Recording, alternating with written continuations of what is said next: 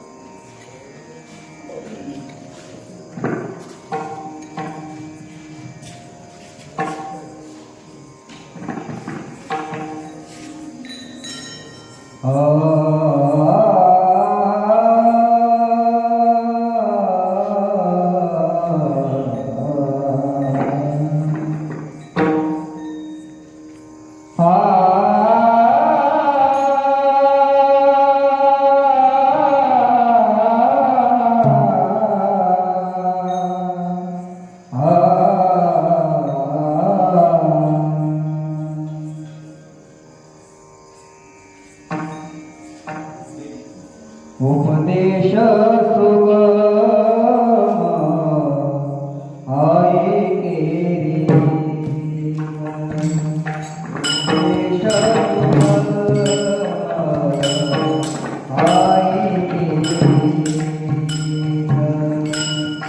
उपदेश सुगम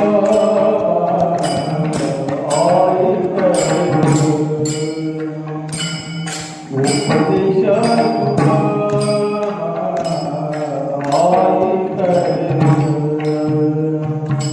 उपदेश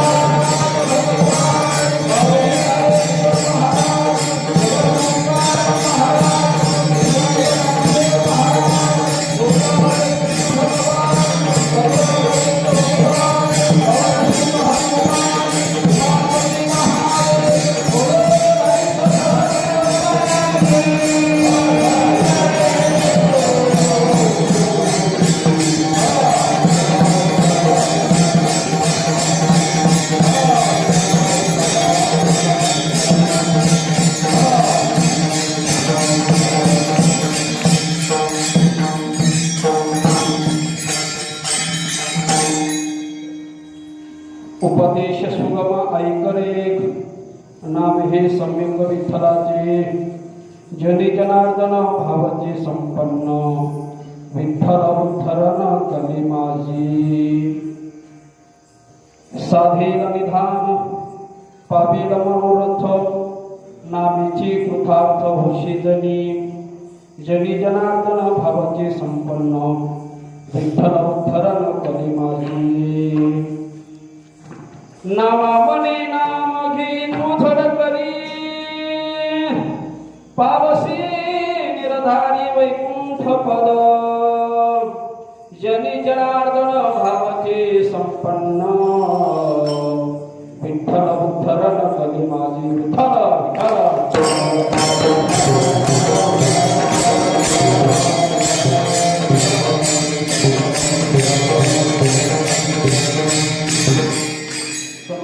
सौजम सांद्र लीलांबोधाभम जगन निहित पाणी मंडनम तरुण तुलसीमाला गंधर्व कंजनेत्रम सदयध्वनहासं विठ्ठलं चिन्तयामि महायोगपीठे तटे भीमरथ्यां वरकुण्डलिकाय दातुं निद्रैः समागत्य तिष्ठान्तमानन्दकन्दं परब्रह्मलिङ्गं भजे पाण्डुरङ्गं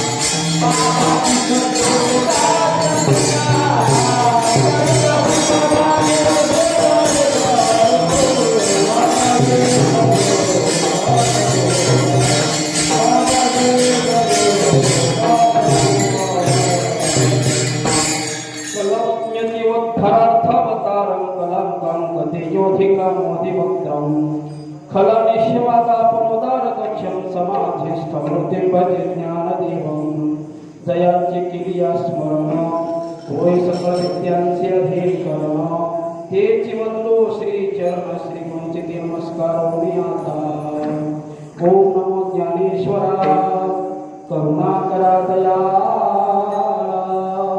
तुमचा अनुग्रह धरो पावन झालो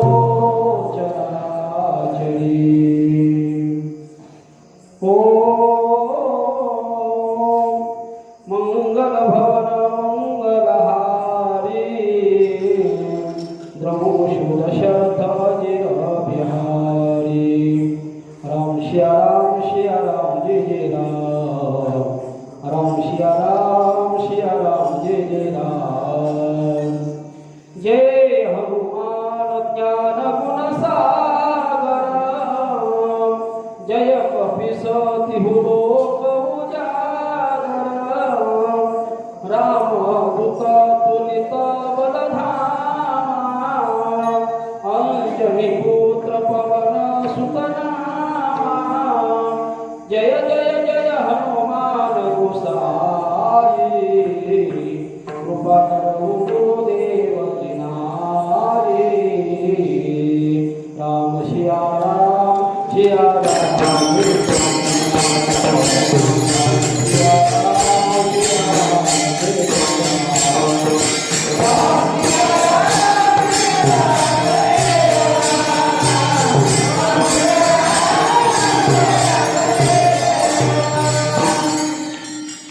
उपदेश सुगम ऐकरे एक नाम हे सम्यक विठ्ठलाचे जनी जनार्दन भावचे संपन्न विठ्ठल उद्धरण गणे माझे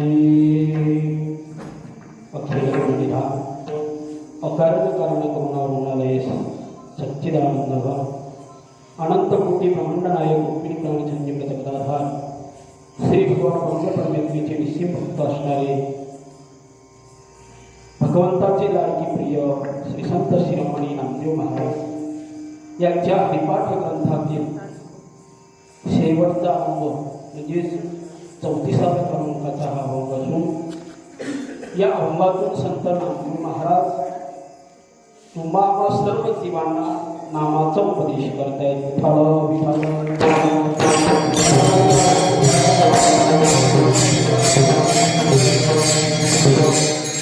अभंगाचा सरळ सरळ अर्थ असा आहे.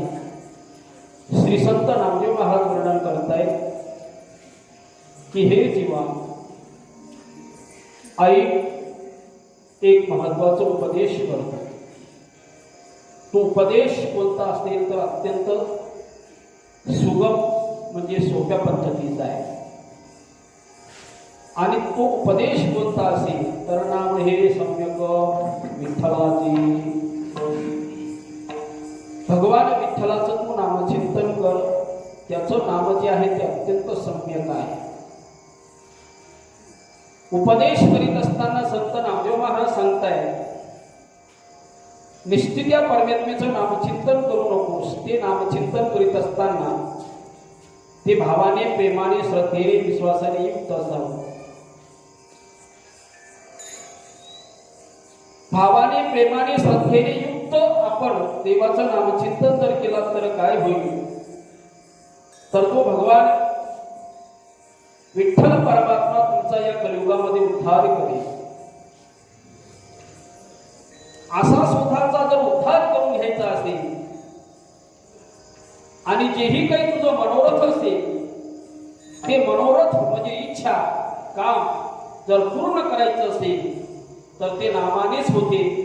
म्हणून जनी म्हणजे संपूर्ण जनाला जगाला सर्व लोकांना उपदेश नामदेव महाराज करतायत की बाबा जीवन कृतार्थ जर करायचं असेल तर या कलियुगामध्ये नाम हेच साधन अत्यंत सुगम सोपा आहे. नामदेव महाराज सांगतायत कलियुगामध्ये इतर कुठल्याही भानगडीत न पडता संपूर्ण दुःखरूपी जे संसार आहे मिथ्या स्वरूप असणारं जे जगत आहे त्या संपूर्ण जगताचा तू धिक्कार कर. त्याला झडकवून अशा प्रकारे बाजूला टाक आणि एकच कर त्या भगवंताचं नामचिंतन घे. त्या भगवंताचं नामचिंतन केल्यानंतर काय होईल तुला वैकुंठ पद प्राप्त होईल. असा या अभंगाचा सरळ सरळ अर्थ आहे. विठ्ठल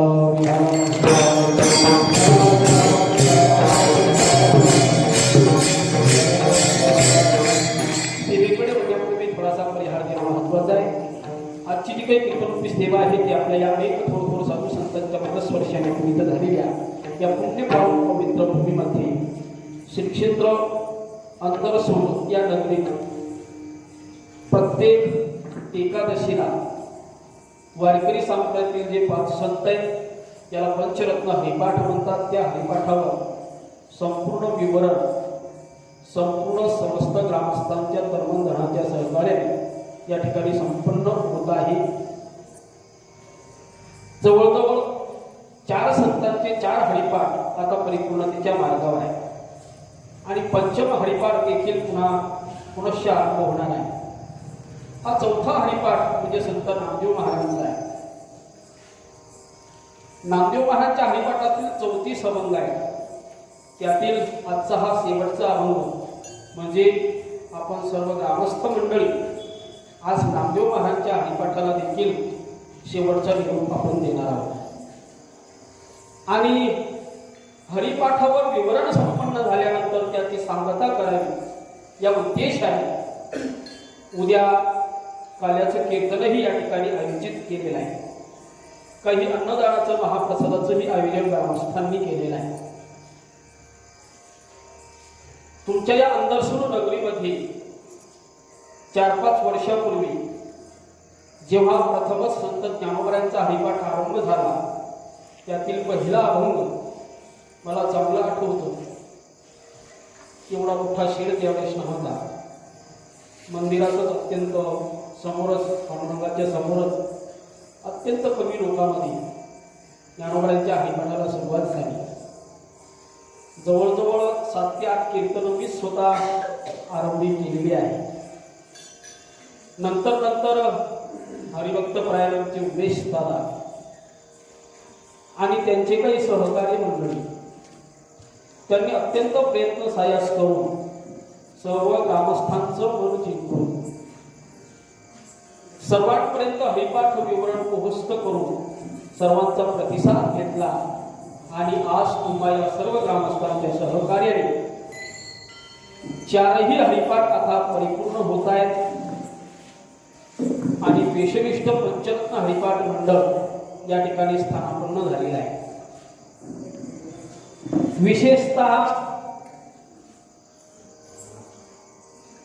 वारकरी संप्रदायाची महत्वाची अडचण गेल्या वर्षापासून संपूर्ण विश्वावर कोरोनाची महामारी असल्यामुळे पूर्ण महाराष्ट्रभर कीर्तन भजन बंद होते. आताच काही दिवसापूर्वी लॉकडाऊन थोडंसं खुलं झालं आणि सर्वांनी आपण थोडासा मोकळा श्वास घेतला आणि लॉकडाऊन नंतर हे पुनश्च हे आजचं पहिलं कीर्तन आहे. तेव्हा त्या निमित्ताने आपण उपस्थित सर्व ग्रामस्थ मंडळी, उपस्थित सर्व माता भगिनी, सर्व बालगोपाल, गावातील सर्व ग्रामस्थ भजनी मंडळी माझ्या पाठीशी आहेत. संपूर्ण महिला माता भजनी मंडळी या ठिकाणी उपस्थित आहेत. सर्वांच्या साथीने हे कीर्तन संपन्न होत आहे. एक महत्वाची खुशखबर अशी, आज नामदेव महाराजांच्या हरिपाठातील हा शेवटचा अभंग आहे आणि शेवटच्या अभंगामध्ये योगायोग संत नामदेव महाराज भगवान विठ्ठलाच्या नामाचंच महत्व सांगत आहेत. आणि योग असा आहे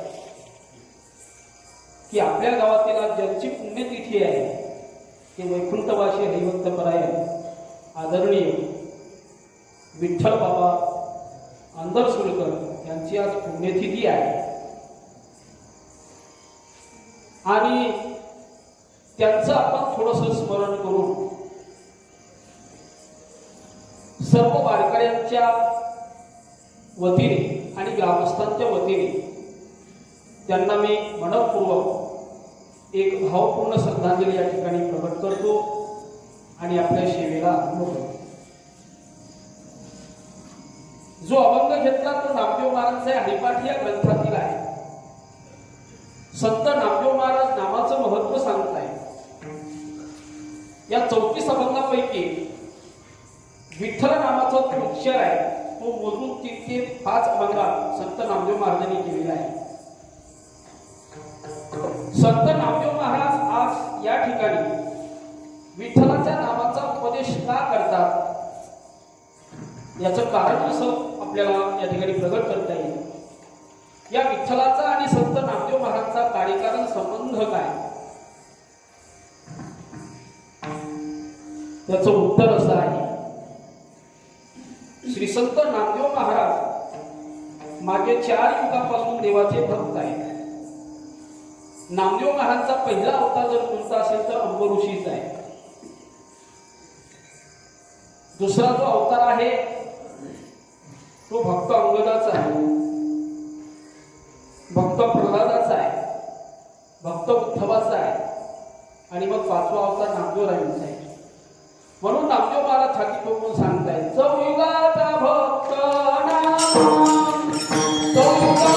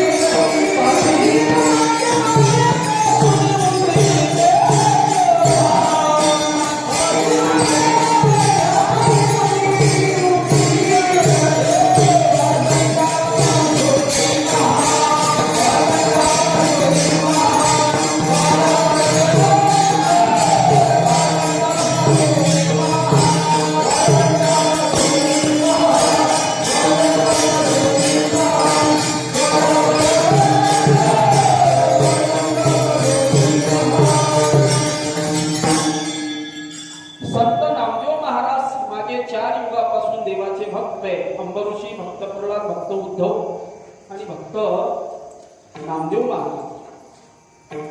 श्री संत नामदेव महाराज विठ्ठलाचे अत्यंत लाडके शिरोमणी भक्त असल्यामुळे नामदेव महाराजांनी जे सांगावं ते परमेश्वरी करावं। संत नामदेव महाराज पांडुरंग परमेश्वरीचं नामस्मरण चिंतन सतत करायचे आणि अत्यंत सख्य भक्ती म्हणजे नामदेव महाराजांची। आणि त्या नामदेव महाराजांना नामाचं महत्व, नामाचा अनुभव स्वतःला असल्यामुळे तो अनुभव, तो नामाचा चाखलेला रस नामदेव महाराज या हरिपाठाच्या माध्यमातून आपल्या समोर प्रगट करत आहे। हरिपाठ, हरिपाठ म्हणजे काय? सततम हरिहि पठ्यते इति हरिपाठः। सतत मुखाने हरी हरी असं पठन करणे त्याला म्हणतात हरिपाठ। अशी साप्ताहिक पंचरत्न हरिपाठ आहे, त्यातील हा नामदेव महाराजांचा हरिपाठ। नामदेव महाराज प्रत्येक अभंगात नामाचंच महत्व सांगतायत।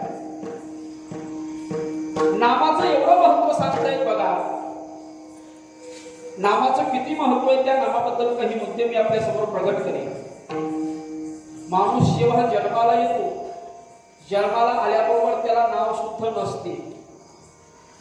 जन्माला आल्यानंतर त्याचं काहीतरी नाव आपल्याला ठेवावं लागतं आणि नंतर तो ओळखला जातो। कशाने? नावाने। ज्ञानोबाई वर्णन करतायत, पदलिया बालकाशी नाव नाही तया पाशी ठेविलेली नावेशी ओ देतो ठे। जन्माला आल्यानंतर आपण जे नाव ठेवतो त्या नावाचा उच्चार केल्यानंतर मग तो ओ देतो, म्हणजे माणूस ओळखला जातो तो नावाने। व्याकरण शिकत असताना देखील नावाचं चिंतन केलं जातं। सामान्य नाम, विशेष नाम, दर्शक नाम। व्यावहारिक दृष्ट्या जर चिंतन केला, व्यवहारामध्ये लग्न करीत असताना नवरी नवरदेव एकमेकाचे नाव घेतात त्याचप्रमाणे लग्न झाल्यानंतर जी मुलगी घरामध्ये येते ती आपल्या संपूर्ण कुलाचा त्याग करते. बापाचं नाव कट करून नवऱ्याचं नाव लावते. कुलाचं नाव कट करून जे नवऱ्याचं कुल असेल त्याचा ती स्वीकार करते आणि नंतर ती अर्ध्या इष्टेची मालकीण होते. एवढंच नव्हे, जर पती मेला तर संपूर्ण मालमत्ता तिच्या ताब्यात राहते. तसं जर आपण देवाचं नामस्मरण चिंतन जर केला तर देवाची असणारी जी दैवी संपत्ती आहे ती दैवी संपत्ती आपल्या नावावर झाल्याशिवाय राहणार नाही. म्हणून नामाला विशेष किंमत आहे. आणखी नामाबद्दल बोलायचं जर झालं, सर्व साधकांचं माध्यम जर काय असेल ते म्हणजे देवाचं नामचिंतन आहे. उदाहरणार्थ मुंबईची जी लोकल असते, अनेक डबे असतात, त्या डब्याची स्थिती वेगवेगळी असते. तिकिटाप्रमाणे ज्याची त्याची स्थिती वेगळी असते. परंतु जेव्हा अशा प्रकारे सर्वांना एकाच ठिकाणी उतरायचं असतं, त्या फलाटावर उतरल्यानंतर प्रत्येक मनुष्य ज्याच्या त्याच्या घरी जातो. परमार्थात देखील असंच आहे. परमार्थातील जे साधक आहेत त्या साधकांचा अधिकार वेगवेगळा आहे. प्रत्येकाची साधनं वेगवेगळी आहेत. परंतु कुठलीही साधनं केली की नामरूपी फलाटाशिवाय उतरल्याशिवाय मनुष्य हा देवाच्या घरी जाऊ शकत नाही. म्हणून नामाला विशेष प्राधान्य आहे. आणखी नामाबद्दल बोलायचं जर झालं तर भगवंताचं जे नाम आहे ते सर्व शास्त्राचं सार आहे, सर्व साधनेचं सार आहे. सार सार सार विठोबा नाम तुझे सार, म्हणून ईश्वर पाणी जपत आहे वारंवार. किंवा सर्व साधनाचे सार भवसिंधू तरी पार. शास्त्रांचंही सार जर काय असेल ते म्हणजे देवाचं नामचिंतन आहे. सकळ शास्त्रांचा विचार,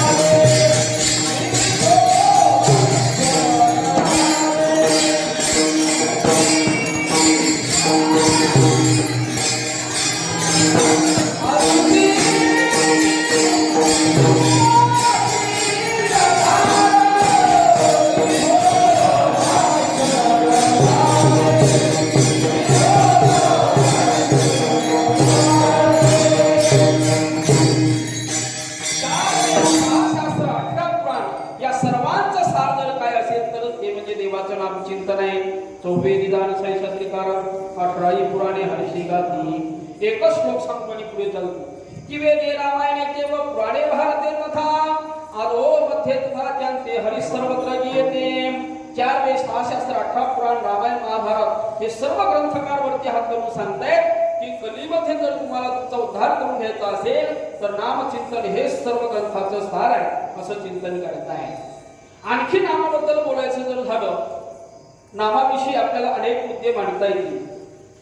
जगामध्ये सर्वात मोठं काय जर असेल ते म्हणजे देवाचं नाम आहे. कसं आहे का, पृथ्वीपेक्षा पाणी दापट आहे, पाण्यापेक्षा तेज दापट आहे, तेजापेक्षा वायू दापट आहे, वायूपेक्षा आकाश दापट आहे, पण आकाशापेक्षाही अनंतपट देवाचं नाम आहे. ज्ञानदेव कृषी देवोत्तिशीचा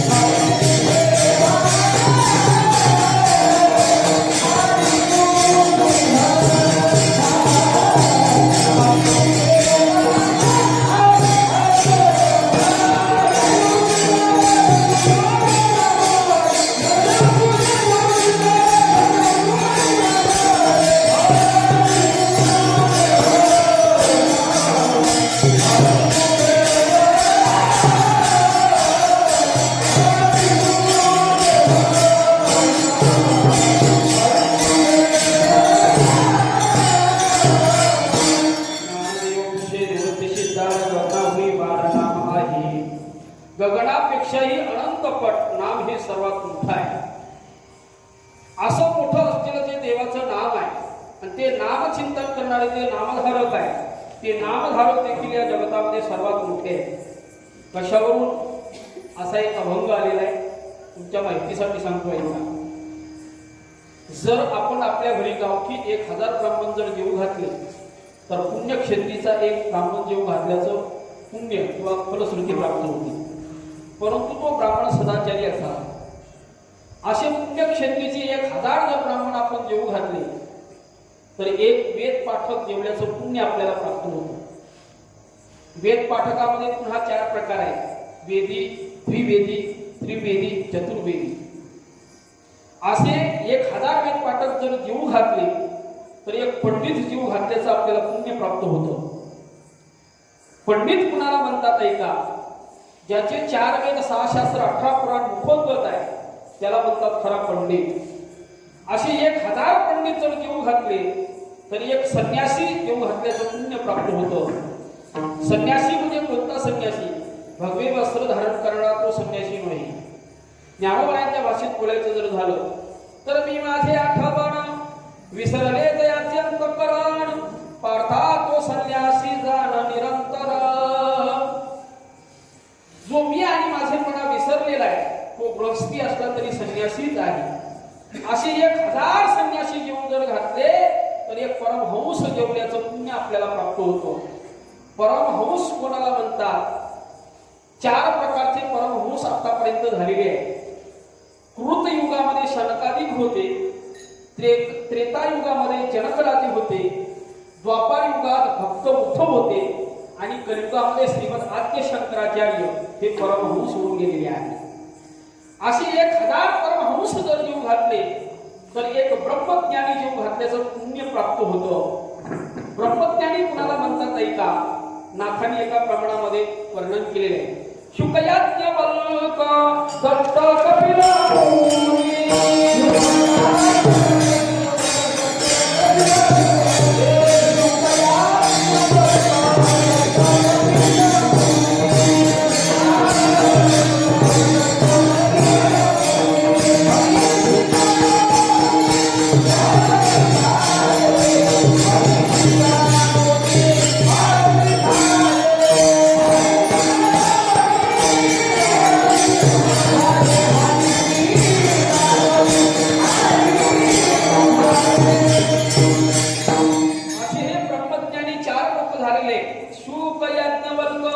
दत्त कपिल मुनी असे हे 4 ब्रह्मज्ञानी झालेत.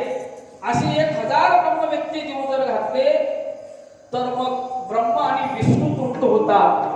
परंतु ऐका, असे ब्रह्म व्यक्ती अगणित जरी जीव घातले तरी पण मात्र नामचिंतन करणारा जो नामधारक आहे त्याची बरोबरी होऊ शकत नाही. शेवटचं प्रमाण ऐका. ऐशे व्यक्ती अपरंपार नये नामधारका बरोबर, एका जनार्दनी साधन पाहे नामधारक. एकंदरीत असा जो नामधारक आहे तो जगामध्ये सर्वात मोठा आहे. नामधारक कुणाला म्हणतात ऐका? नामधारक त्यास म्हणतात जागृती, स्वप्न आणि सुषुप्ती या तिन्ही अवस्थेमध्ये तो सतत देवाचं नामस्मरण चिंतन करतो तो खरा नामधारक आहे. आम्ही नामाचे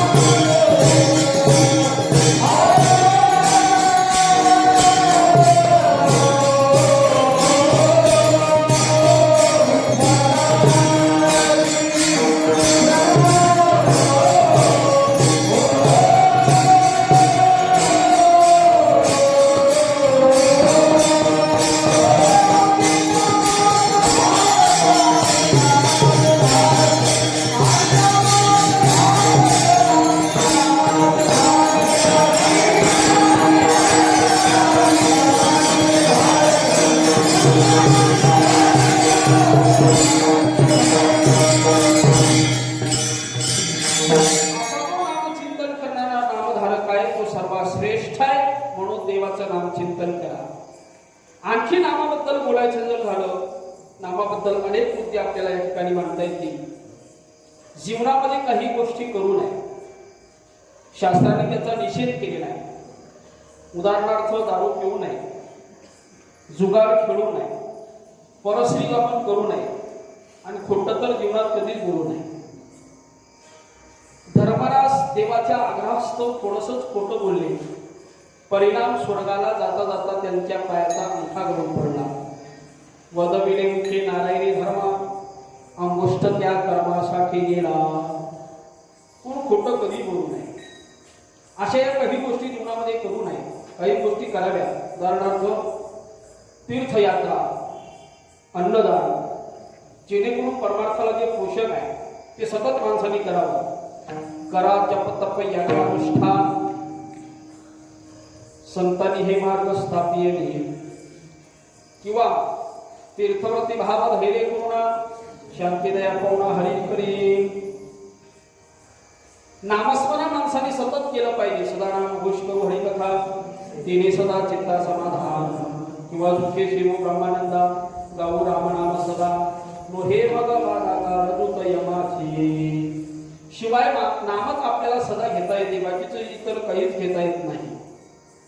नाम सदा का घेता येतं त्याचं कारण या नामाचं वैशिष्ट्य असं आहे, नामाला कुठलाही प्रतिबंध नाही, कुठलाही अडथळा नाही. आपण देवाचं नामचिंतन कुठल्याही देशात, कुठल्याही काळात, कधी पण घेऊ शकता, कुठल्याही अवस्थेत घेऊ शकता. बालपण असो, म्हातारपण असो, तरुणपण असो, बसलेले असताना, झोपलेले असताना, उठत बसत, उठता बैसता हरिबोला, कुठल्याही अवस्थेत करा. शिवाय नारद महर्षी असं वर्णन करताय, नामचिंतन करण्याकरता कुठल्याही शुद्धतेची तुम्हाला गरज नाही. म्हणून आंघोळीला लगेच तोंड धुवावे. नामस्मरण चिंतन करण्याकरता कुठल्याही शुद्धतेची गरज नाही. म्हणून नाम हे अत्यंत सोपं असल्यामुळे संत नामदेव महाराज आजच्या अभंगातून तुम्हाला सर्व जीवांना उपदेश करतायत की बाबांनो, मी सांगतो ते सुगम म्हणजे सोपं साधन ऐका. अभंगाच्या पहिल्या चरणामध्ये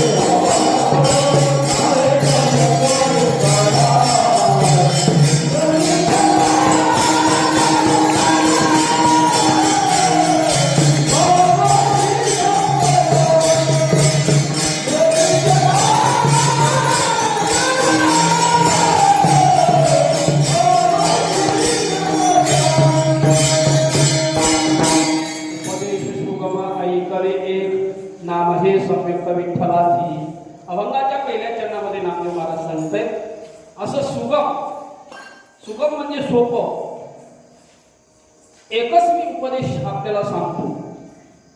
ते सुगम म्हणजे नामाबद्दलच बोलताय. नाम हे अत्यंत सोपं आहे. नामाचे अनेक वैशिष्ट्य मी आपल्यासमोर मांडलेले आहे. आणखी नामाबद्दल बोलायचं जर झालं तर नाम हे किती श्रेष्ठ आहे बघा. भगवंताचं जे नाम आहे ना ते नामस्मरण करीत असताना सकाळी झोपेतून उठल्याबरोबर सर्वात अगोदर आपण देवाचं नामचिंतन केलं पाहिजे. का? त्याचं कारण असं आहे, सकाळी उठल्याबरोबर आपण देवाचं नामचिंतन जर केला तर दिवसभरातील तुमचं कुठलंही कार्य असो ते निर्विघ्नपणे पार पडल्याशिवाय राहणार नाही. आरंभे यावरी आदरे आदरे नाम तेने सबळ सिद्धी जगे झाले पूर्ण काम. रामकृष्ण गोविंद गोपाळ असं भगवंताचं जे नाम आहे ते सर्वात अगोदर घेतलं पाहिजे. किती अगोदर घेतलं पाहिजे? त्या नामाचं महत्व सुभाषितकार वर्णन करतायत बघा. शतम आहे वक्तव्यं सहस्रम स्थानमाचरे लक्ष्यम आहे दातव्यं कोटिं त्यक्त्वा हरिं भजेत. 100 कामे बाजूला टाकून अगोदर भोजन करा. हजारो कामे बाजूला टाकून अगोदर स्नान करा. लक्षावधी कामे बाजूला टाकून अगोदर हाताने दान धर्म करा. आणि कोटिं त्यक्त्वा हरिं भजेत कोट्यावधी कामे बाजूला टाकून अगोदर हरिचिंतन करा. एवढं हरिनामाचं महत्व आहे. म्हणून सर्वात अगोदर काय करावं? भगवंताचं नामस्मरण चिंतन करावं. आणखी नामाबद्दल बोलायचं जर झालं तर भगवंताचं जे नाम आहे ना ते अत्यंत मंगलमय आहे. किती मंगलमय आहे? सकळ मंगळ निधी सकळ मंगळ निधी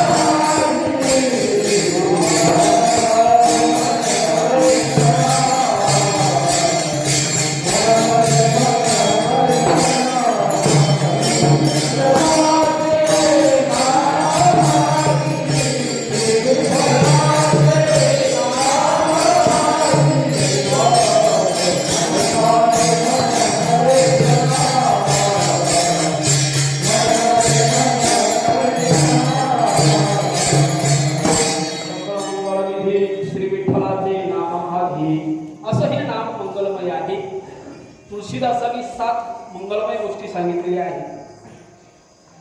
सुधा साधू सुरत सुमन सुफळ सुहावनी बात तुलसी सीतापती हरिभक्ते सुमंगल साथ.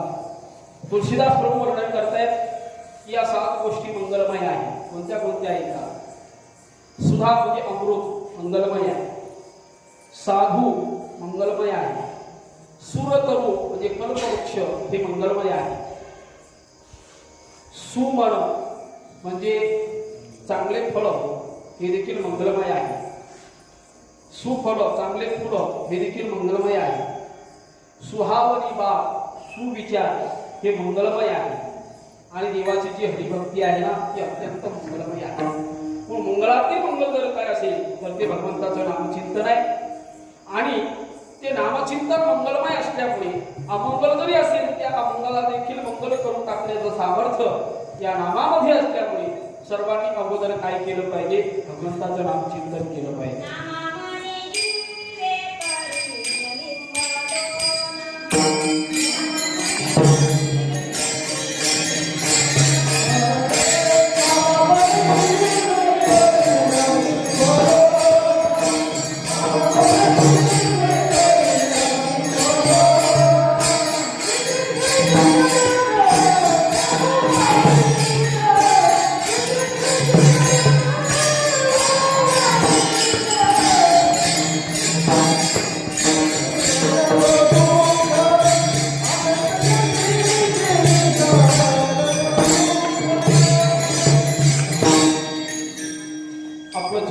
नाम हे मंगलमय आहे त्यावर चालवतो.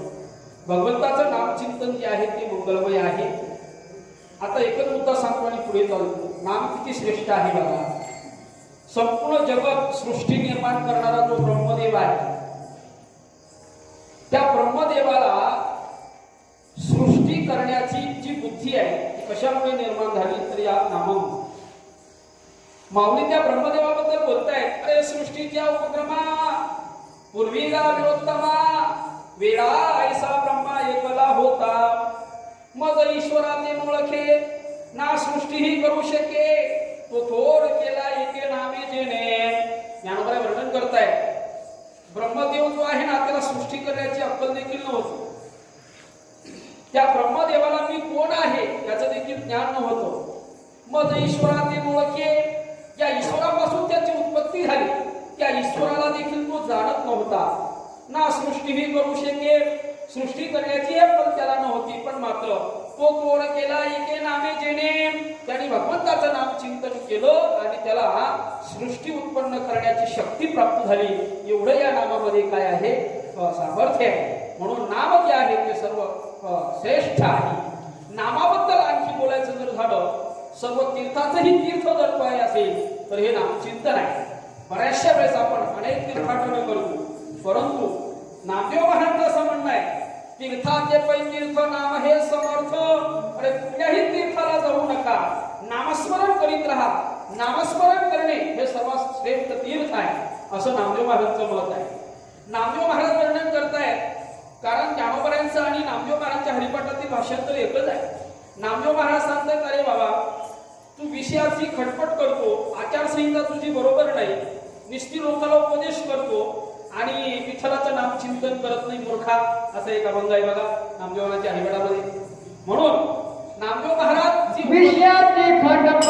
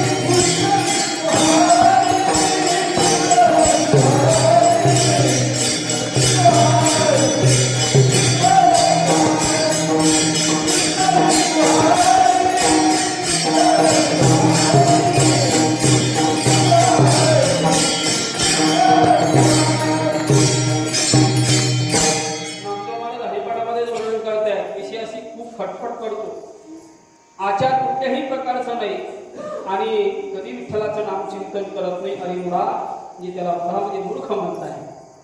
एकंदरीत संत नामदेव महाराज या अभंगातून आपल्याला उपदेश करताय. उपदेश कुणी करावं याची काही पद्धत ठरलेली आहे. उपदेश करण्याचा अधिकार त्यांनाच आहे की जे स्वतः काहीतरी साधन करून देव बनलेले आहे, त्यांनाच देव पटविण्याचा अधिकार दुसऱ्याला आहे. इतर कुणीही अशा प्रकारे उपदेश करू नये. होईल अंगे देव झाला जो आपण, झाला जो आपण तयासी हे जन देव, ज्याची अशी मुक्ती झालेली आहे, जो स्वतः देव झाला, संपूर्ण जग त्याला अशा प्रकारे देवमय दिसते. अशानाच अशा प्रकारे जगाला लोकांना उपदेश करण्याचा अधिकार आहे. सध्या वर्तमान काळात आपण दृष्टी जर फेकली, वारकरी संप्रदायातच नव्हे कुठल्याही क्षेत्रात जा, उपदेश करणारे प्रबोधन करणारे खूप सारे आहेत, परंतु उपदेश करीत असताना त्याच्या पाठीमागे त्यांची आचारसंहिता बरोबर आहे का हे कुणीही लक्षात घेत नाही.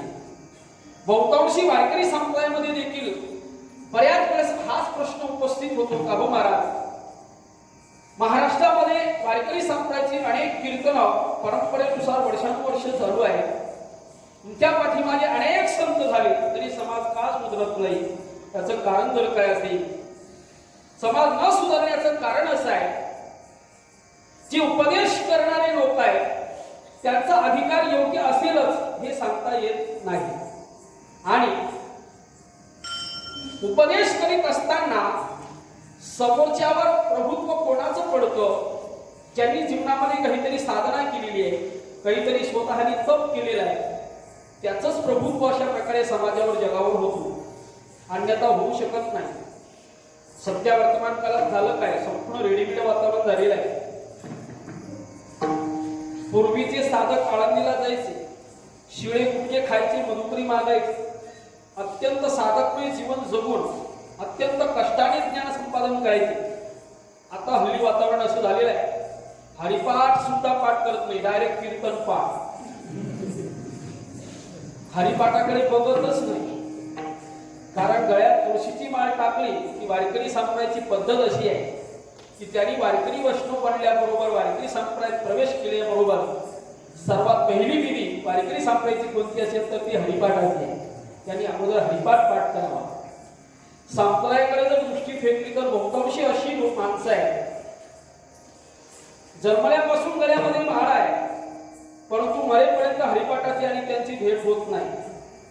त्यांना जर म्हटलं का हो तुम्ही वारकरी आहात, हरिपाठ पाठ आहे का, ते म्हणतात हरिपाठ म्हणजे काय. त्यांना सांगावं लागतं हरीकडे असं पाठ करणे म्हणजे हरिपाठ. सांगण्याचं तात्पर्य उपदेश करणारे जगामध्ये खूप झालेले आहेत, परंतु आचारसंहिता त्यामध्ये खूप महत्वाची आहे. जे नामदेव महाराज आपल्याला उपदेश करतायत त्यांचा अधिकार खूप मोठा आहे. त्यांनी देवाला जिंकलेलं होतं, देवाचे ते लाडके शिरोमणी होते, म्हणून त्यांचा उपदेश करण्याचा अधिकार आपल्याला आहे आणि या उद्देशाने ते आपल्याला उपदेश करतायत. उपदेश सुगम ऐकरे एक नाम हे सम्यक विठ्ठलाचे. विठ्ठलाचं जे नाम आहे ते सम्यक आहे, सुगम आहे, सोपं आहे आणि हाच उपदेश मी आपल्याला करीत आहे असं नामदेव महाराज सांगतायत. आणि नामदेव महाराज वर्णन करतायत या विठ्ठलाचं जे नामचिंतन आहे त्या नामाचं खूप महत्व मी आपल्यासमोर पटवून दिलेलं आहे. या विठ्ठलावरच भर का देताय, विठ्ठलाचं नाम हेच सम्यक असं का सांगताय, त्याचं उत्तर आपल्याला असं पाहता येईल बघा. हरिपाठामध्ये देवाची नाव वेगवेगळी आलेली आहेत. राम, कृष्ण, विष्णू, श्रीहरी, गोविंद, माधव. आपण नामदेव महाराज हरिपाठ वाचतात, हे सर्व देवाचे नाम आपल्याला आढळतील. प्रत्येक नामामध्ये काही ना काही अर्थ दडलेला आहे. त्यातील आजचा जो अभंग आहे यात विठ्ठलाचा उच्चार अधिक पद्धतीने नामदेव महाराजांनी केलेला आहे. नामदेव महाराज विठ्ठल नामाचा उच्चार करतायत. विठ्ठलाचं नाम हेच सम्यक असं का उल्लेख करतायत, त्याचं कारण असं आहे, सर्व देवांचा राजा म्हणजे हा विठ्ठल. विठ्ठल हा कुठून आला, त्याला विठ्ठल का म्हणतात, विठ्ठल या नामाची उत्पत्ती कशी झाली, विठ्ठल हा मुळात कोण आहे, या तत्वाचं आपण थोडंसं चिंतन करूया. विठ्ठल परमात्मा मुळात हा कृष्ण आहे, परंतु तोच कृष्ण परमात्मा पुंडलिकाच्या भावार्थ गोकुळी उडी झाला येता. भक्त पुंडलिकाने मायबापाची सेवा केली, त्या सेवेस प्रसन्न झाले. कृष्ण परमात्मा त्या ठिकाणी उभे राहिले आणि वरपुरी बोल भक्त पुंडलिका तुझी काय इच्छा आहे. पुंडलिक मायबापाची सेवा करीत होते, जवळच एक होती घेतली, फेकली आणि सांगितलं देवा तू असाच्या असाच विटेवर उभा राहा. सुंदर ते ध्यान विटेवरी करकटावरी ठेवून या. तोच कृष्ण परमात्मा विटेवर उभा राहिला आणि त्याला विठ्ठल हे नाव संपन्न झालं. पुंडलिक धरावर करुणा कर विठ्ठले. असा तो परमात्मा आहे, तो कृष्ण आहे, पण तुम्ही आम्ही सर्व त्यास विठ्ठल म्हणतो. का म्हणतो, पद्मपुराणामध्ये महर्षी व्यासजी एका सूत्राचा गुरु उल्लेख करतायत की विना ज्ञाने नठाम शून्यान नाती गुणाती विठ्ठला.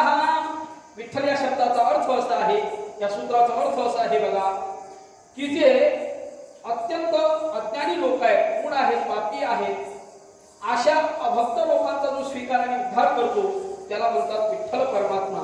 त्याचंच भाषांतर तुकोबराय करतायत. मूढ पापी जैसे तैसे उतरे काशे लागोनी. मूढ असो, पापी असो, अभक्त असो, या सर्व लोकांचा जो स्वीकार आणि उद्धार करतो ना, त्या परमात्म्याला विठ्ठल असं म्हटलेलं आहे. आणखी विठ्ठल त्याला काय म्हणतात, विठ्ठल आणि द या तिन्ही शब्दाचे अर्थ एका सुभाषितकारांनी गोड केलेले आहेत. की विकारो विदाताय ठकारो नीलकंठाय लकारो लक्ष्मीकांता विठ्ठल नामा विधीयते. सुभाषितकार गोड उल्लेख करतायत. विठ्ठल शब्दातील पहिला जो शब्द आहे वि म्हणजे विधाता, कोण ब्रह्मदेव आहे.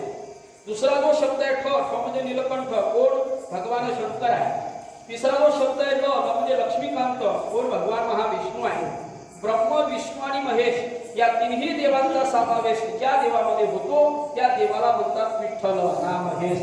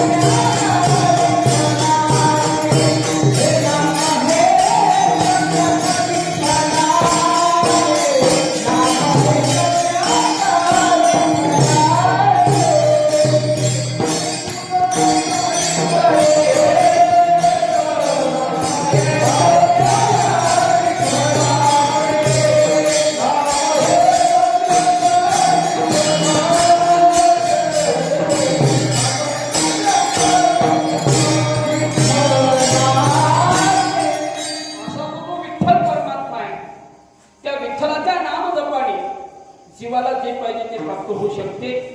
कारण तुकोबरांनी देखील या विठ्ठलाच्या नामाचं गोड चिंतन केलेलं आहे. विठ्ठल नामाचे अनेक फायदे आहेत बघा.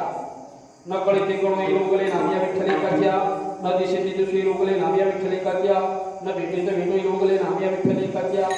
अलभ्यला होईल गोपार नाम निरंतर म्हणता वाचे. एकंदरीत अशा या विठ्ठल नामाचं सामर्थ्य गोड वर्णन केलेलं आहे. मागे मोबाईलवर मी पाहिलं की विठ्ठल हे जोडाक्षरचे शब्द आहे. तुम्ही जोराने विठ्ठल विठ्ठल असं जर म्हटला तर तुमची ऑक्सिजन लेवल सुद्धा वाढते. असं मोबाईलमध्ये मी काहीतरी पाहिलं मला. ते मशीन असं पोटाला लावून विठ्ठल विठ्ठल विठ्ठल विठ्ठल असा जर विठ्ठल नामाचा जर उच्चार केला तर तुमची ऑक्सिजन लेवल एकदम सुंदर असते. असं पाहिलं होतं मी मोबाईलमध्ये. एकंदरीत या विठ्ठल नामाचं अनेक सामर्थ्य अनेक ठिकाणी आलेलं आहे. असा तो परमात्मा आहे. त्या परमात्म्याच्या नामाबद्दल आपल्याला नामदेव महाराज उपदेश करतायत. वेदांतिक दृष्ट्या आणखी चिंतन करायचं जर झालं तर वेदांत शास्त्रामध्ये अनुबंध चतुष्टय आलेला आहे. अनुबंध त्याला म्हणतात ज्या ज्ञानाने मुख्य ग्रंथामध्ये प्रवेश होतो त्याला म्हणतात अनुबंध. चतुष्टय म्हणजे चार, अधिकारी, विषय, प्रयोजन आणि संबंध त्याला म्हणतात अनुबंध चतुष्टय. जसं ज्ञानोबाच्या हरिपाठा ग्रंथाचा अनुबंध चतुष्टय आलेला आहे, सर नामदेवाच्या हरिपाठातील देखील आपल्या अनुबंध चतुष्टय या ठिकाणी प्रगट करता येऊ शकतो. कारण प्रत्येक अभंग जे आहे त्या अभंगातील अनुबंध चतुष्टय निघू शकतो अर्थदृष्टीनुसार. त्याप्रमाणे या ठिकाणी अनुबंध चतुष्टय आपल्याला असा लावता येईल. पहिल्या चरणामध्ये नामदेव महाराज अधिकारी सांगतायत, ज्याला उपदेश करतायत तो अधिकारी आहे. पहिल्या चरणाच्या उत्तरार्धात आणि दुसऱ्या चरणाच्या पूर्वार्धामध्ये विषय सांगतायत आणि बाकी सर्व चरणामध्ये प्रयोजन सांगतायत. नामदेव महाराज सांगतायत पहिल्या चरणामध्ये उपदेश सुगम ऐकरे एक हा झाला अधिकारी. नाम हे सम्यक विठ्ठलाचे हे झालं विषय. आणि आणखी विषय जर कोणता असेल आणि प्रयोजन जर काय असेल तर त्याचं उत्तर नामदेव महाराज अभंगाच्या दुसऱ्या चरणात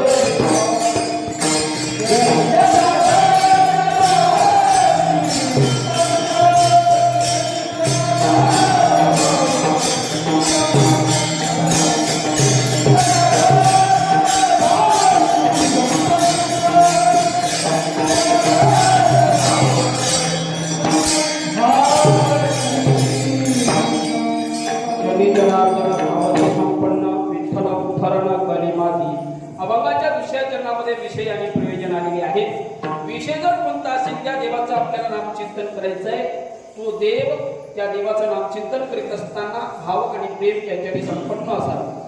कारण भाव प्रेम श्रद्धा विश्वास याशिवाय आपण देवाची प्राप्ती करू शकत नाही किंवा देव देखील आपला उद्धार या कलियुगामध्ये करू शकत नाही. कारण सुभाषितकार गोड वर्णन करतायत. भावेन देवं कलया नरेंद्रम धनेन कांता कपटेन शत्रु सत्येन मित्रं कृपया च पुत्रं ज्ञानेन मोक्षं शमानयन्ति. जर या जगामध्ये देवाला जर तुम्हाला वश करायचं असेल तर देव हा भावानेच वश होत असतो. म्हणून देव हा दगडात नाही, लाकडात नाही, काष्टात नाही, कुठंच नाही. देव कुठं असेल तर भावातच देव आहे. न काष्टे विद्यते देव न पाषाणे न मृण्मये भावो ये विद्यते देव तस्मात् भाव ही कारणम. म्हणून देव प्राप्तीसाठी भाव हे एकच कारण आहे. काही नला एक भावची कारण तुका म्हणे आन विठोबाची. एकंदरीत देव प्राप्तीसाठी भावाचं बळ असणं अत्यंत गरजेचं आहे. कारण परमार्थ असो किंवा संसार असो ते साध्य करीत असताना श्रद्धा विश्वास प्रेम हे असल्याशिवाय ते सक्सेस होऊ शकत नाही. कारण श्रद्धा हे पार्वती मातेचे स्वरूप आहे आणि विश्वास हे भवानी शंकराचं स्वरूप आहे. भवानी शंकरो वंदे श्रद्धा विश्वास रूपिणो याभ्याम विना पश्यन्ति चित्तास्वन्तस्थमेश्वरम. एकंदरीत जीवनामध्ये देवाचं नामचिंतन करीत असताना ते भावाने युक्त असणं अत्यंत गरजेचं आहे. असं भावयुक्त प्रेमाने आपण देवाचं नामचिंतन जर केलं तर काय होईल? तो विठ्ठल परमात्मा या कलियुगामध्ये तुमचा उद्धार करेल. कारण कलियुगामध्ये उद्धरून जाण्याचा मार्ग जर कोणता असेल तर ते नामचिंतनच आहे. प्रत्येक युगामध्ये देवप्राप्तीचे साधन वेगवेगळे सांगितलेले आहेत. तृतीयाध्यायात विष्णू त्रेतायामध्ये दोमकही द्वापारे परिचर्यानाम कळोदर हरिकीर्तनात. कलियुगामध्ये हरिकीर्तनाने नामचिंतनानेच अशा प्रकारे तुम्हाला देवप्राप्ती होईल. इतर कुठल्याही साधनेला महत्व नाही. कारण महाराज वर्णन करताय जपतप अनुष्ठान व्यर्थका सयाकरणी तीर्थव्रताने नवे दैवद्वारणी आसन मुद्रा ज्ञान ध्यान लगे वाराणसी मरणी केशव माधव अच्युत वदता होय पात्रपहरणे ओम नमो भगवते रामकृष्ण वासुदेवा. म्हणून नामालाच विशेष प्राधान्य आहे. म्हणून कलियुगामध्ये तुम्हाला उद्धरून जाण्याकरता इतर कुठलंही साधन नाही. ते म्हणजे नामचिंतनच आहे. म्हणून नामदेव महाराज सांगताय विठ्ठल उद्धरण करी माझी. हे या अभंगाचं प्रयोजन आहे. आणखी अभंगातील प्रयोजन काय ते अभंगाच्या तिसऱ्या चरणामध्ये आहे.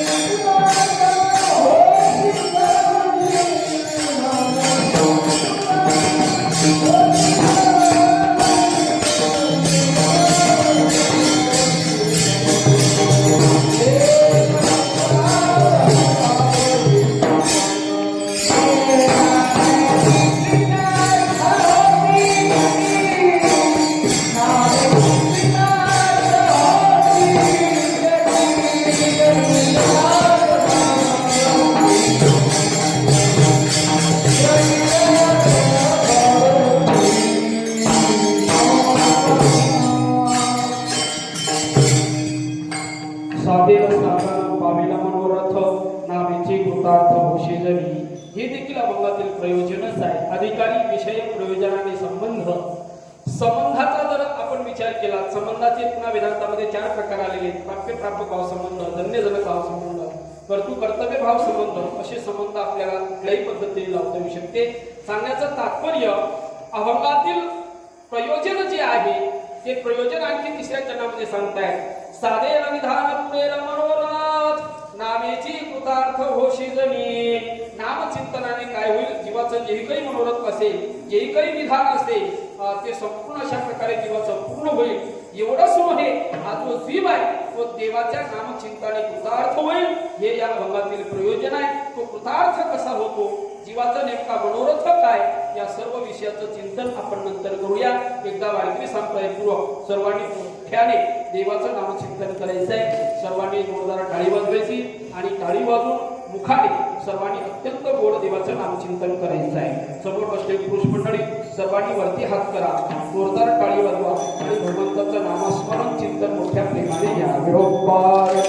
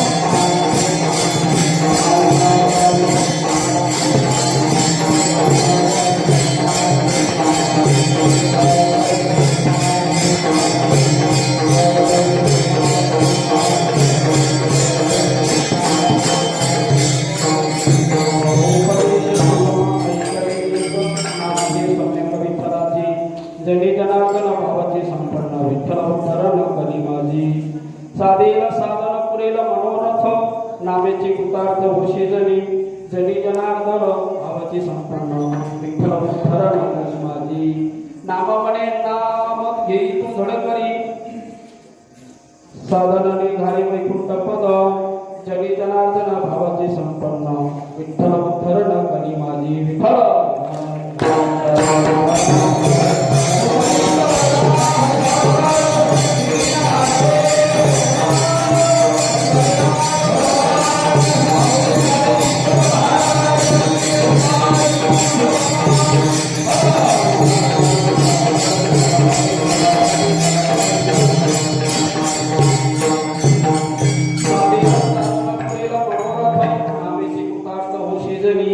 अभंगाच्या तिसऱ्या चरणामध्ये नामदेव महाराज महत्वाचं प्रयोजन सांगतायत. नामचिंतनाने काय होईल, जेही साध्य तुम्हाला जीवनामध्ये प्राप्त करायचं असेल, जेही विधान प्राप्त करायचं असेल ते विधान तुम्हाला नामाने होईल. एवढंच नव्हे, जीवाचं जेही काही मनोरथ असेल ते मनोरथ अशा प्रकारे या नामाने पूर्ण होते. कारण काय हे केले एका चिंतिता विठ्ठले, विठ्ठलाचं नाम चिंतन केल्यानंतर तो परमात्मा जेही काही जीवाचं मनोरथ असेल ते पूर्ण करतो. मनोरथ म्हणजे काय? मनोरथ म्हणजे मनातील इच्छा, मनोरथ म्हणजे मनातील काम वासना. कारण काम क्रोध मद मत्सर दंभ अहंकार हे जे सर्व विकार आहेत, या सर्व विकारांचं मूळ विकार जर कोणता असेल तर ते मनोरथ म्हणजे इच्छा काम आहे. कामशक्ती ही एवढी प्रबल आहे की साधा संन्यासी जरी असेल तरी त्याला काही ना काही इच्छाशक्ती असते. आणि जीवाचा नियम असा आहे की हा जीव कुठंतरी काहीतरी फायदा असल्याशिवाय कुठल्याही गोष्टीत प्रवृत्त होत नाही. प्रयोजन उद्दिष्ट मंदोपीन प्रवर्तते हे जीवाचा मुख्य उद्देश असल्यामुळे प्रत्येक जीव कुठलीही गोष्ट करीत असताना काहीतरी इच्छा काम वासना मनोरथ धरूनच तो ती कृती करत असतो. म्हणून या संबंधित बोलायचं जर झालं तर जीवाची इच्छा शक्ती ही किती प्रबल असते या संबंधित बोलण्यासाठी एक महत्वाचं उदाहरण मी पुराणातील देतो आणि सेवेला पूर्ण विराम. उदाहरण असं आहे बघा, सर्व विकाराचा मूळ विकार जर कोणतं असेल तर ते काम नावाचे विकार आहे. काम म्हणजे इच्छा, काम म्हणजे मनोरथ. ती इच्छाशक्ती किती प्रबल असते बघा. एक वेळेस काय झालं, व्यासमुनी आणि जैमिनी ऋषी हे दोघेही ऋषी एका ग्रंथाचं लिखाण काम करीत असताना व्यासांच्या मुखात एका श्लोकाचा उल्लेख झाला. तो श्लोक जर कोणता असेल तर ऐका. मात्रा स्वत्रा दुहित्रावा न अविभक्ता समो भवे बलवान इंद्रिय ग्राम वेदवान समपि कर्षती. या श्लोकाचा उल्लेख केल्याबरोबर या श्लोकातून व्यासांना आपलं असमत मांडायचं होतं की विद्वान म्हणजे ज्ञानी मनुष्य जरी असेल तरी त्या ज्ञानी माणसाला इंद्रियही संपत असतात. पण या श्लोकातून हे मत मांडल्याबरोबर जैमिनी ऋषीने या श्लोकाला विरोध केला आणि जैमिनी ऋषी व्यास ऋषींना म्हणताय की महाराज, या श्लोकातून जे तुमचं सांगणं आहे ते मला मान्य नाही. कारण जो ज्ञानी मनुष्य असतो त्या ज्ञानी मनुष्याला इंद्रियही सतवू शकत नाही. आणि व्यासांचं असं मत होतं, ज्ञानी मनुष्य जरी असला, विद्वान जरी असला, तरी पण मात्र त्यांना इंद्रिय हे सत्वत असतात. दोघांमध्ये या संबंधित प्रचंड वाद निर्माण झाला. व्यास ऋषी असं म्हणायचे की बलवान इंद्रियग्राम विद्वान समपिकर्षती. व्यास ऋषी म्हणायचे अपिकर्षती आणि जैमिनी ऋषी म्हणायचे नापिकर्षती. दोघांमध्ये या संबंधित प्रचंड वाद निर्माण झाला. शेवटी जैमिनी ऋषी व्यासांना सांगताय, तुमचं हे जे मत आहे ते मला सिद्ध करून दाखवा. व्यास महर्षी म्हणतायत, मी सिद्ध करून दाखवतो, परंतु मला 3 दिवसाची मुदत द्या. जैमिनी ऋषी म्हटले, काही हरकत नाही. ग्रंथलिखाणाचं काम तिथं स्थगित झालं आणि 2-3 दिवस केल्यानंतर व्यासांना हे त्यांचं मत सिद्ध करण्याकरता व्यासाने एक मायावी लीला केली. काय मायावी लीला केली आहे का? श्रावण महिना, झिमझिम असा पाऊस चालू आहे, पावसाळ्याचे दिवस. व्यास ऋषीने एक मायावी लीला अशी केली, एका सुंदर स्त्रीचं रूप धारण केलं आणि जैमिनी ऋषींच्या आश्रमासमोर प्रगट झाले. प्रगट झाल्याबरोबर पावसाळ्याचे दिवस, थंडगार वातावरण, व्यास ऋषी स्त्री वेशात त्या ठिकाणी प्रगट झाले. जैमिनी ऋषी त्या व्यासरूपी स्त्रीकडे पाहिल्याबरोबर, जैमिनी ऋषी त्या स्त्रीला पाहिल्याबरोबर आज्ञा करतायत, इकडे आश्रमात या आणि शेकोटी करा. व्यासरूपी श्री म्हणतायत, अहो तुमचा हा मोठा पवित्र आश्रम, तुम्ही मोठे महान ऋषी आणि तुमच्या अशा पवित्र आश्रमात मी सर्वसामान्य श्री येऊ कसं काय? जैमिनी ऋषी म्हणतायत, माझी आज्ञा आहे, तुम्ही येऊ शकता. थंडीचं वातावरण आहे, आश्रमात या आणि शेकोटी करा. असं म्हटल्यानंतर व्यासरूपी श्री आश्रमात प्रवेश करते झाले आणि शेकोटीजवळ बसली. बसल्यानंतर उदाहरण असं सांगितलं जातं, तूप अग्नीवर ठेवणं म्हणजे काय होतं, ती विरघळल्या जातं. तशी जैमिनी ऋषींची अवस्था झाली. व्यासरूपी स्त्री जवळ ते बसल्याबरोबर त्यांना आपोआप मनामध्ये इच्छा निर्माण झाली, इच्छाशक्ती मनामध्ये मनोरथ अशा प्रकारे प्रगट झालं. आणि जैमिनी ऋषींना अशा प्रकारे व्यासरूपी स्त्रीशी विवाह करण्याची इच्छा झाली. आणि जैमिनी ऋषी व्यासरूपी स्त्रीला म्हणतायत, मला तुमच्याशी विवाह करायचा. व्यासरूपी स्त्री म्हणतायत, अहो तुम्ही मोठे ऋषी, मी सर्वसामान्य स्त्री, तुमच्याशी विवाह करू कसं काय? शक्य नाही. त्यावेळेस जैमिनी ऋषी म्हणतायत, माझा हट्ट आहे, तुम्हाला माझ्याशी विवाह करावाच लागेल. व्यासरूपी स्त्रींना हेच पाहिजे होतं. व्यासरूपी स्त्री सांगतायत, बघा मी तुमच्याशी विवाह करेन, परंतु एक अट अशी आहे, आमच्यामध्ये पद्धत अशी आहे, जर विवाह करायचा असेल तर नवऱ्याने नवरीला खांद्यावर घ्यावं आणि अग्नीला 7 फेरे मारावे. जैमिनी ऋषी म्हणताय, 7 काय 700 फेरे मारतो, पण तुम्ही माझ्याशी विवाह करा. शेवटी जैमिनी ऋषींनी त्या व्यासरूपी स्त्रीला आपल्या खांद्यावर घेतलं आणि अग्नीला 7 फेरे मारायला लागले.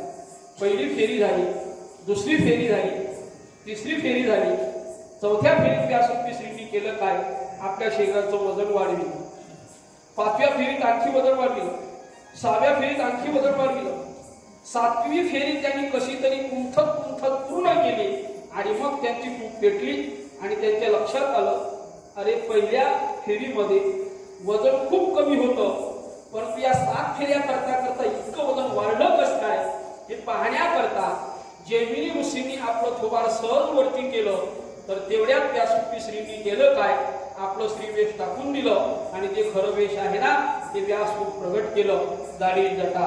आणि ते सर्व प्रगट केल्याबरोबर जैमिनी ऋषी त्यांना टराटरा घाम फुटला, ती आईस्क्रीमच झाली. व्यास ऋषी खाली उतरले आणि मग जैमिनी ऋषींना सांगतायत, सांगा तर तुम्ही, बलवान इंद्रियग्राम विद्वान समपिकर्षती, अपिकर्षती का नापिकर्षती? त्यावेळेस जैमिनी ऋषीने एकच उत्तर दिलं, जोपर्यंत सूर्य चंद्र आहे तोपर्यंत अपिकर्षती, परंतु नापिकर्षती मुळीच नाही. सांगण्याचं तात्पर्य, संन्यासी असो, साधू असो, सर्वसामान्य जीव असो, प्रत्येकाच्या मनामध्ये काही ना काही इच्छा असते, कामशक्ती असते, ते मनोरथ असते. आणि असं ते जे मनोरथ आहे, ती इच्छाशक्ती आहे, ती इच्छाशक्ती नामाने पूर्ण होते असं महत्वाचं प्रयोजन नामदेव महाराज सांगताय. साधेन निधान पुरेल मनोरथ नामेची कृतार्थ होशी जनी. असा हा जीव नामाने शेवटी कृतार्थ होतो. कृतार्थ हा शब्द का वापरला? कृतार्थ त्याला म्हणतात कृतकृत्य झालो, इच्छा केली ते पावलो. जीवाची इच्छा मनोरथ पूर्ण होणे म्हणजेच जीवन कृतार्थ होणे. अर्थात इच्छा कामशक्ती मनोकामना ही पूर्ण झाली की त्या जीवाला कुठल्याही प्रकारचं कर्तव्य कर्म शिल्लक राहत नाही. त्याला कृतार्थ जीवन म्हणतात. न किंचित कर्तव्य मस्ती, कुठल्याही प्रकारचे कर्तव्य कर्म त्याला शिल्लक राहत नाही. अशा प्रकारे तो मनुष्य कृतार्थ होतो. आणि असं कृतार्थ जर तुम्हाला व्हायचं असेल तर काय करा? घरदार गाडी बंगला पैसा माया मोह यातून आपलं जे अंग आहे ते झड करून बाजूला टाका. आणि नेमका करा काय? अभंगाच्या शेवटी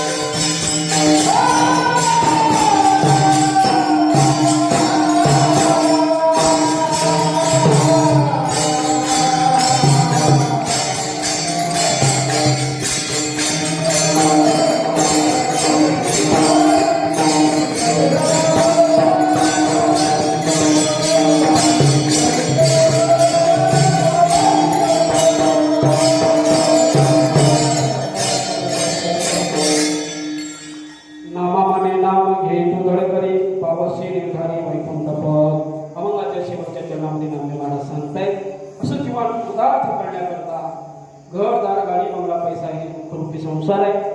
या संसारातून अंग जडजडून बाजूला टाकून मुखाने काय करा देवाचं नामस्मरण चिंतन करा. ज्ञानोबराय देखील असाच उल्लेख करताय. तरी झडझडोनी वैला निग ये भक्तीची वाटे लाग जिया पावशी अभ्यंग निजधाम माझी. माझं निजधाम म्हणजे शेवटचं स्वरूप जर प्राप्त करून घ्यायचं असेल तर दुःखरूपी जे संसार आहे त्या संसारातून झडझडून अंग बाजूला टाका या भक्ती मार्गाला लागा. म्हणून त्या भक्ती मार्गाला लागल्यानंतर देवाचं नामस्मरण चिंतन केल्यानंतर काय होईल तुमचं जीवन कृतार्थ होईल आणि शेवटी तुम्हाला वैकुंठ पद प्राप्त होईल. वैकुंठ पद म्हणजे काय? निश्चित वैकुंठ लोक प्राप्त होणं वेगळं आणि वैकुंठ पद प्राप्त होणं वेगळं. कारण याच्यात थोडा फरक आहे. वैकुंठ पद म्हणजे प्रत्यक्ष देवाचं पद. वैकुंठ हे प्रत्यक्षात देवाचं एक नाव आहे. विष्णू सहस्त्रनाम स्तोत्रामध्ये त्याचा उल्लेख आलेला आहे. वैकुंठ पुरुष प्राण हजारो नावापैकी वैकुंठ हे एक देवाचं नाव आहे. हे वैकुंठ देवाचं नाव कसं पडलं? श्रीमद भागवतामध्ये उल्लेख आलेला आहे. शुभ्र नामक एक ऋषी आणि विकुंठा नामक त्यांची पत्नी या दोघाही उभयतांच्या ठिकाणी भगवान विष्णू परमेश्वरांनी आपल्या अंश रूपाने अवतार घेतला. वैकुंठ हे नाव धारण केलं आणि वैकुंठ या नावाने ते प्रसिद्ध झाले. म्हणून त्या परमेश्वराला वैकुंठ असं म्हणतात. असा तो परमात्मा आहे. त्याला प्रत्यक्ष हे वैकुंठ नाम असल्यामुळे आपण जर नामचिंतन जर केला तर तुम्हाला प्रत्यक्षात भगवंताचं स्वरूप म्हणजे वैकुंठ पद प्राप्त होईल. पावशी निर्धार वैकुंठ पद असं वैकुंठ पदाची प्राप्ती करण्याकरता आणि आपलं जीवन कृतार्थ होण्याकरता आपण एकच करा, देवाचं नामस्मरण चिंतन करा. आणखी नामाने काय फायदे होतात? अनंत फायदे होतात. बघा बऱ्याच वेळेस काय होतं, नामाने जी इच्छा असेल ती इच्छा पूर्ण करण्याकरता आपण नामस्मरण चिंतन करीत असतो. परंतु ते नामचिंतन करीत असताना त्यात कुठल्याही प्रकारची अपेक्षा ठेवली नाही पाहिजे. परंतु लोकांची प्रवृत्ती नामचिंतनाकडे व्हावी म्हणून संतांनी अगोदर नामाचे फायदे सांगितलेले आहेत. लोकांची जी प्रवृत्ती आहे ती देवाच्या नामचिंतनाकडे वळावी या दृष्टीने संतांनी शास्त्रांनी नामाचं महत्व सांगण्या अगोदर नामाचे फायदे जास्त सांगितलेले आहेत. कारण लोकांची जी वृत्ती असते ती फायद्याकडे असते. म्हणून किती नामचिंतन केल्यानंतर किती काय फायदे होतात याचं एके ठिकाणी गोड गणित आलेलं आहे. 1 कोटी नामचिंतन जर तुमच्याकडून घडलं तर तुम्हाला आरोग्याची प्राप्ती होईल. 2 कोटी नामचिंतन जर घडलं तर संपत्ती प्राप्त होईल. 3 कोटी नामजप घडल्यानंतर यश कीर्ती मिळेल. 4 कोटी नामचिंतन केल्यानंतर इहलोकातील सर्व सुख प्राप्त होतील. 5 कोटी नामचिंतन केल्यानंतर ज्ञानप्राप्ती होईल. 6 कोटी नामचिंतन केल्यानंतर अनुकूल पत्नी मिळेल. 7 कोटी नामचिंतन केल्यानंतर तुमचा अपमृत्यू टळेल. 8 कोटी नामचिंतन केल्यानंतर तुमचं प्रारब्ध कर्म नाहीसं होईल. 9 कोटी नामचिंतन केल्यानंतर संचित कर्म नाहीसं होईल. 10 कोटी नामचिंतन केल्यानंतर प्रारब्ध कर्म नाहीसं होईल. 11 कोटी नामचिंतन केल्यानंतर जीवनातील सर्व दुःख जातील आणि 12 कोटी नामचिंतन झाल्यानंतर जीवनातील सर्व दुःख वजा होतील. 13 कोटी नामचिंतन झाल्यानंतर ज्या देवाचं तुम्ही नामस्मरण चिंतन करीत आहात तो देव तुम्हाला प्रत्यक्ष भेटेल. रामदास स्वामींनी आपल्या जीवनामध्ये 13 कोटी नामजप केलं आणि त्याला प्रत्यक्षात श्रीरामाची भेट झाली. सांगायचं तात्पर्य 13 कोटीच्याही पुढे जर नामचिंतन जर झालं, ज्या देवाच्या तुम्ही नामचिंतन करीत आहात तो देव प्रत्यक्षात तुमच्या मागे पुढे उभा राहील. मागे पुढे उभा राहील सांभाळेल माझ्या हातात उभा राहा. एकंदरीत असा तो परमात्मा आहे. ज्या परमेश्वराने आपल्याला जन्माला घातलं त्या परमेश्वराच्या स्वरूपाला आपण प्राप्त होण्याकरता संतांनी या नामाचं चिंतन, नामाचं महत्व, नामाचा महिमा या हरिपाठाच्या माध्यमातून प्रगट केलेला आहे. त्याचप्रमाणे संत नामदेव महाराज आजच्या या हरिपाठाच्या शेवटच्या अंगातून तुम्हा आम्हाला नामाचं महत्व सांगतायत. अनेक पद्धतीने, अनेक उद्देशाने, अनेक विषयाने 34 अंगात नामदेव महाराजांनी हरिपाठाचं महत्व सांगितलं, नामाचं महत्व सांगितलं आणि शेवटच्या अंगात शेवटच्या चरणात सांगतायत बाबांनो आता काहीच करू नका. कारण या कलियुगामध्ये तुम्हाला आयुष्य आता खूप कमी राहिलेले आहे. वेळ खूप कमी आहे. आयुष्य मर्यादा हळूहळू कमी होत चाललेली आहे. म्हणून तुम्ही कुठल्याही ठिकाणी वेळ व्यर्थ न घालविता काय करा, झडकरून अशा प्रकारे सर्व बाजूला टाका आणि लवकरात लवकर अशा प्रकारे मुखाने हरिचिंतन करा. कारण योग या कलियुगामध्ये आहेत. कारण मृत्यूची अनेक कारणं सध्या कलियुगामध्ये तयार होत आहेत. कोण मनुष्य कधी जाईल, कोणाला अशा प्रकारे मृत्यू केव्हा घेरावून देईल हे सांगता येत नाही. म्हणून प्रत्येकाचा तो भरवसा नसल्यामुळे, मृत्यूचा भरवसा नसल्यामुळे आपण अशा प्रकारे झोपल्यानंतर सकाळी उठतो की नाही याचा भरवसा नाही. म्हणून आपण काय करा, जागृती स्वप्नी सुसुप्ती तिन्ही अवस्थेमध्ये देवाचं नाम चिंतन करा आणि आपलं जीवन कृतार्थ करा. असं आपलं जीवन ज्यांच्या उपदेशाने कृतार्थ होते अशा त्या संतांचं आपण एकदा नाम चिंतन करूया. ज्ञानेश्वर